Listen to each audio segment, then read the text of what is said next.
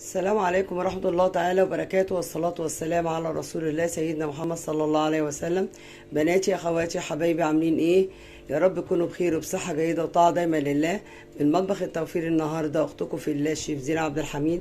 جايين نعمل النهاردة طاجن اللحمة بالفريك زي ما حضراتكم شايفين، في منتهى الروعة والجمال. تعالوا نشوف عملناه ازاي، وكل سنة وحضراتكم طيبين. بسم الله الرحمن الرحيم، والصلاة والسلام على رسول الله. هنبتدي نعمل طاجن لحمة بالفريك.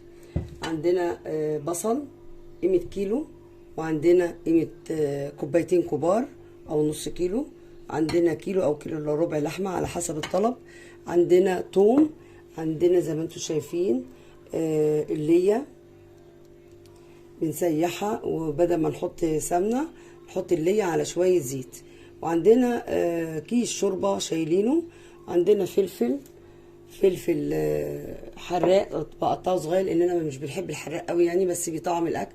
وعندنا طبعا الملح والتوابل. بقى عندنا ادي كزبرة، نص معلقة كزبرة ونص معلقة فلفل اسمر، وبابريكا مدخنة، وثوم احنا عاملينه في البيت، وثوم بودر يعني، وحبهان بودر، وبهارات اللحمة. يعني نحاول على قد ما نقدر نقلل البهارات. هنبتدي اول حاجة هنعملها، نقطع البصل ونشوح اللحمة. يعني نحط اللحمة دلوقتي تاخد صدمة على النار. هبتدي بقى احط السمنة بتاعتي.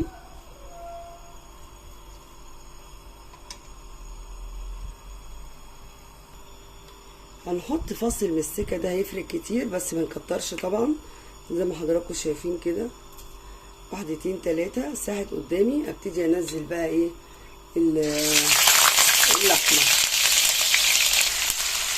طبعا اول ما بنزلها ما بقلبهاش عشان تمسك نفسها في قلب الطاسة، وبعد كده اقلبها تاخد وش على الجنبين كويس قوي. وبعد كده اهوت هنشوف هنعمل ايه. زي ما حضراتكم شايفين بنقلبها بتاخد لون بني، هنسيبها لغايه لما بتبتدي تمسك نفسها. زي ما انتم شايفين كده ماسكه نفسها اهي. التشويحه دي حلوه جدا، بتخلي ايه اللحمه ما يطلعلهاش ريم، تشوح من على الجنبين كده. عقبال ما تشوح اللحمه هنبتدي نحط على الفريك بتاعنا. طبعا انا غسلاه ومنقوع نص ساعه. احط له ميه سخنه لغايه لما تغطي وشه بس، زي ما حضراتكم شايفين كده اهو. بركنه على جنب لغايه لما ابتدي انا اقطع البصل.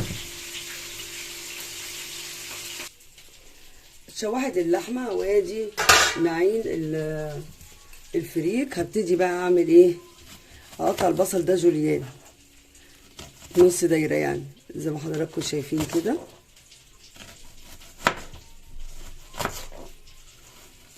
طبعا انا ما باجي اقطع البصله بقطعها من تحت واسيب هنا. ليه بقى؟ عقبال انا ما بحضر الاكل وكده ممكن يصنن. هي هنا لو اتفتح التصنين بيجي من الجنب من الناحيه دي، يعني بعمل كده اهوت، بقطع من هنا واسيب اللي جنب ده واغسله كويس، وابتدي بقى اقطعه براحتي، ما اقلقش ان ايه ان البصله هتصنن مني. هبتدي اخرط بقى ايه، اقطع البصل كله وارجع لكم تاني. وادي البصل قطعناه جوليان، وادي صفينا الفريك بتاعنا في منتهى الجمال. الفريك غسلناه غسله كويسه قوي. هنبتدي بقى نروح على النار. اول حاجه هعملها ان انا هجيب الليه واحطها في الحله اسيحها. ادي اللحمه زي ما انتم شايفين اتشوحت، خدت لها صدمه. هبتدي بقى نحط الليه هنا.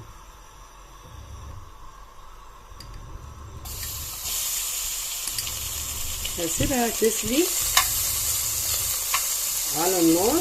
بديل للسمنه، وانا ايه صفيت السمنه اللي انا حمرت فيها شوحت فيها اللحمه، وابتدي احط ايه منها تدي تطعيمه زي ما انتم شايفين. حطيت شويه مستكه وابتدي اقلب لغايه لما الليه تحمر. ممكن استغنى عن الليه وتحطي معلقه سمنه. احنا هنزود بقى هنا السمنه اللي احنا شوحنا فيها اللحمه. زي ما انتم شايفين كده احمرت، ابتدي احط البصل.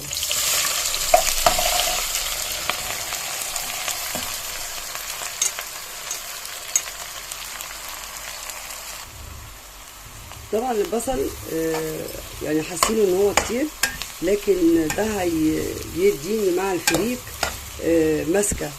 يعني ممكن تحطي له بصل ضرمه، ممكن تحطي له بطاطس.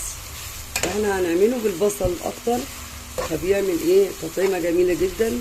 زي ما انتم شايفين هبتدي احط التوابل عليه. التوابل اهي، ونقلب كويس قوي. الفلفل والحبهان والبابريكا المدخنه والكزبره وبهارات اللحمه. زي ما انتم شايفين كده بيلون لي البصل. هبتدي اشوحه وبعد كده احط الثوم. هبتدي انزل الثوم واقلبه كويس جدا لغايه ما اشم ريحته. وبعد كده هننزل هنحط شويه فلفل اخضر. بعد كده هنحط بقى الفريك بتاعنا نشوحه مع بعض. هبتدي احط بطرمان الصلصه بتاعي. هبتدي بقى احط شويه ميه فيه. هاخد من كيس الشوربه شويه شوربه اغطي بيها، واحط مرقه وممكن استغناء عنها. وبعد كده احط معلقه المعلقه بتاعه الملح. ابتدي بقى اقلب كويس جدا. في المرحله دي هحط اللحمه زي ما انتم شايفين كده. ابتدي احط اللحمه زي ما انتم شايفين.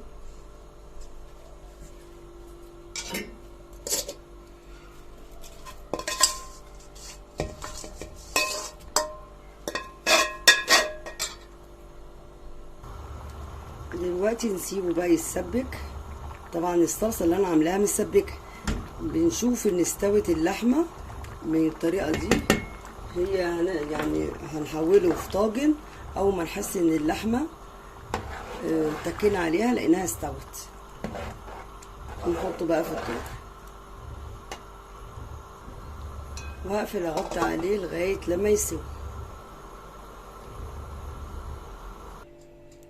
وادي حطيناه في الطاجن، هنحطه في الفرن لغايه لما يعمل وش. وعملنا له شرايح طماطم زي ما انتم شايفين.